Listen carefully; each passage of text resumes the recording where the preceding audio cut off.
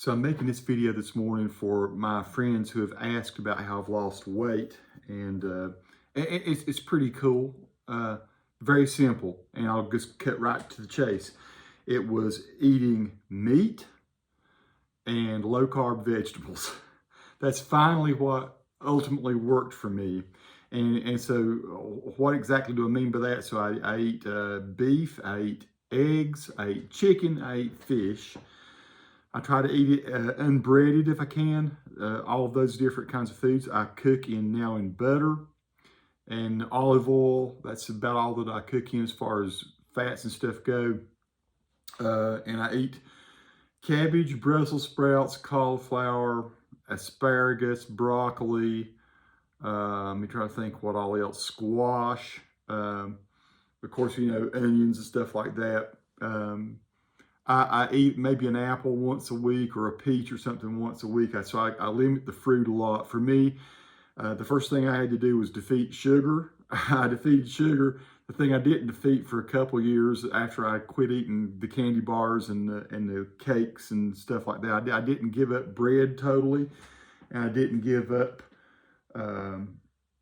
chips and stuff like that. The last thing to go, honestly, were chips, and I would overeat nuts. That was an easy thing to do. The nuts themselves have a lot of carbohydrates in it, so it's carbohydrates. This is me as a guy that is diabetic. So what happened when I first started out, what started my little journey was about 3 years ago, 2 or 3 years ago. I've made a video about it.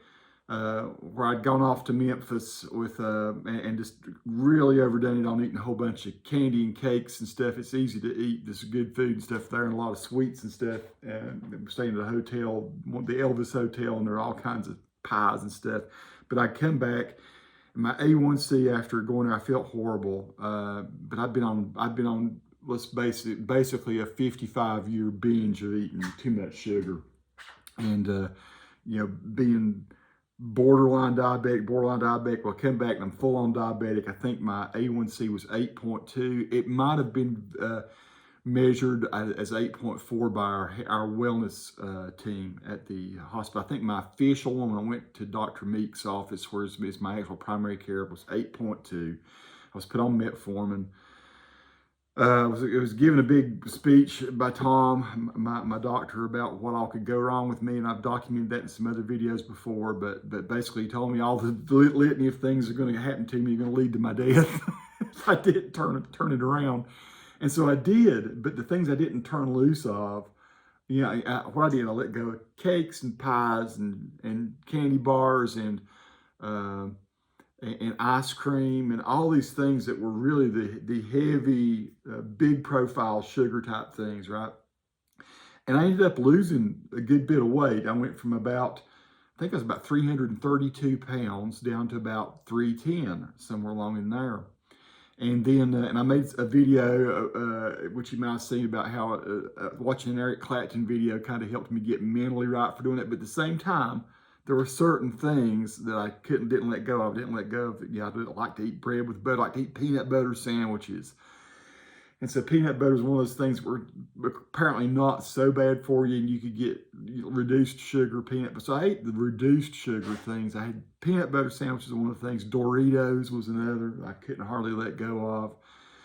So corn chips, and then I would snack on nuts. And when I say nuts, I wouldn't get just a handful of nuts. I'd get a bowl full of nuts, And so good fats and good vitamins and stuff inside those kinds of foods.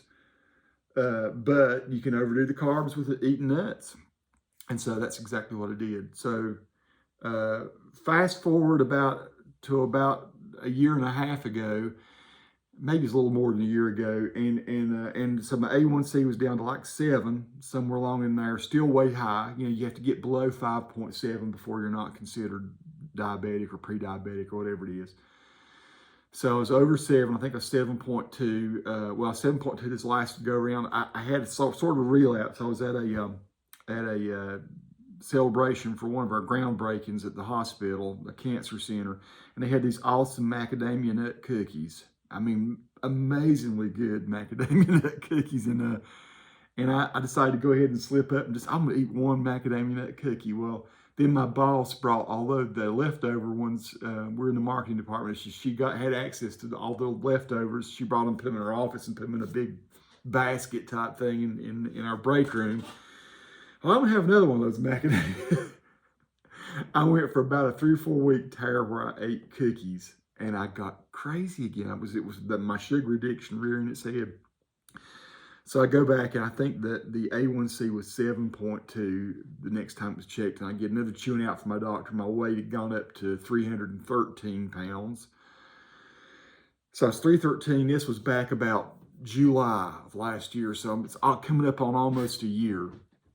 I think it was maybe toward the end of July. And so my doctor, had another come to Jesus meeting with me, and he told me I need to start exercise. I need to cut those cookies out, get back on the straight and righteous path. And along that time, I came up and started watching, out of morbid curiosity, I guess, Dr. Ken Berry, who is out of, I think, Knoxville, Tennessee, or Nashville. I think he's a UT doctor that maybe works in Nashville.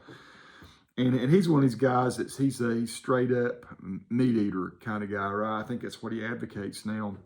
But he's turned a lot of people's diabetes around. Well, didn't just watch him. I watched 3 or 4 other docs because I wanted to get kind of a rounded approach to what's working for diabetes, for healing of diabetes, reversal of diabetes.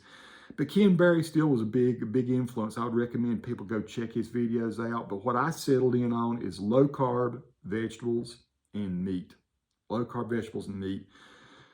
I learned from Dr. Berry, you don't shy away from butter. You don't shy away from full fat sour cream or dairy products. You eat ranch dressing, just whatever, but not French dressing, not the stuff. Anything that's got sugar in it, be very conscious of the sugar content. Be conscious of the carbohydrates, and big time limit your carbohydrates. So like I say, now I have a list of about 10 or 12 vegetables that I will eat.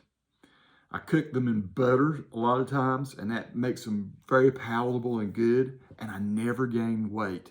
And from a snacking point of view, since I'm a guy that likes to snack, I eat a whole bunch of meat sticks. These meat sticks you can get at Aldi are fantastic. I'm trying to remember the name of the company. I've done a video about them before. But I never gain weight when I eat that, and I eat those, and pork skins and stuff like that. Now I know that sounds like, oh, it's way too much salt. Well, you can go watch some videos from Ken Berry and other people that say that salt's not quite as bad as we've always thought it was. And so I do probably get more salt than is recommended. But so what the result is that I'm down to, from 313, I'm down to 258 this morning. I kind of seem to go between 255, 258 is my weight. I'm a little over 6'1" now. I used to be 6'2", and I have osteoarthritis from stuff in my back, and my spine is compressing. Probably all the years of being 300 pounds didn't help that, and the fact that I carry 50 pounds of gear around strapped to my shoulders almost everywhere I go because of the job that I have. But anyway, I'm a little shorter, but I'm a whole lot less fat now. A whole lot more happy and healthy and capable, and can think better and more clear. I'm taking 0 drugs.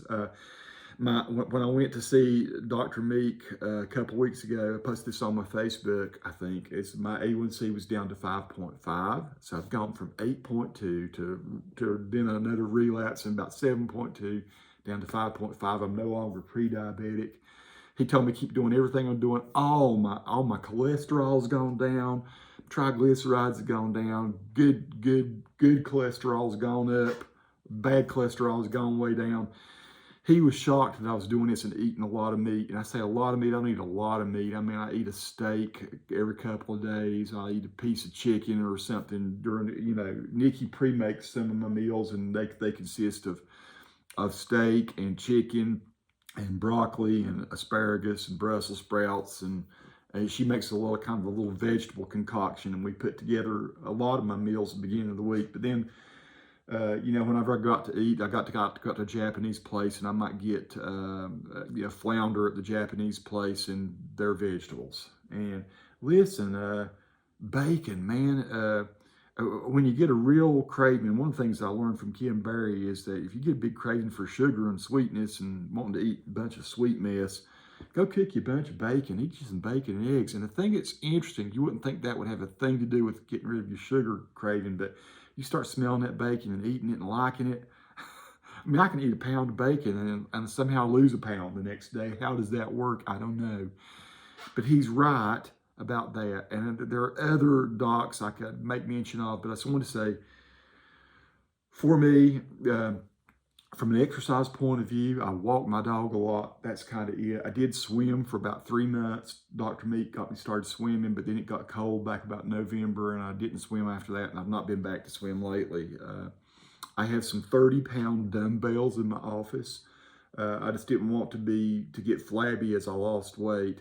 So I have some 30-pound dumbbells. I do like a set of 20 or 24 curls whenever I get a break in the day. Usually when I get to go pee or something, I'll do a set of weights. Or when I come back from going to the restroom or something, I say, okay, I've got a little way that I do push-ups. I do curls, I do push-ups. I do overhead presses with these 30-pound dumbbells, and I do bent rows, and that's all the exercise that I do. That's it.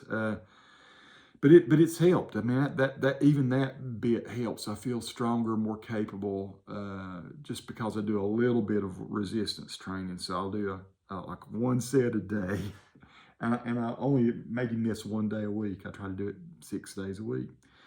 And by doing that, I've gone from 313 down to, like I say, 258 as of today. I think what I'm going to try to do, I'm going to try to get to around 240, and at my size, and build, 6'1 and a half, 240. That's not too bad.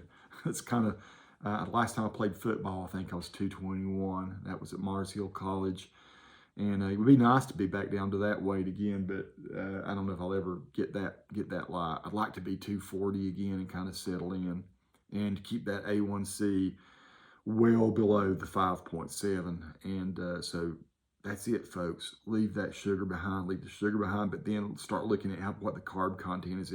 Watch out for bread and biscuits and crackers and Doritos and potato chips, and I mean all the vegetables that are high carb. I've X'd them out of my diet. I don't eat potatoes anymore. I don't eat sweet potatoes. I don't eat, really honestly, eat carrots much.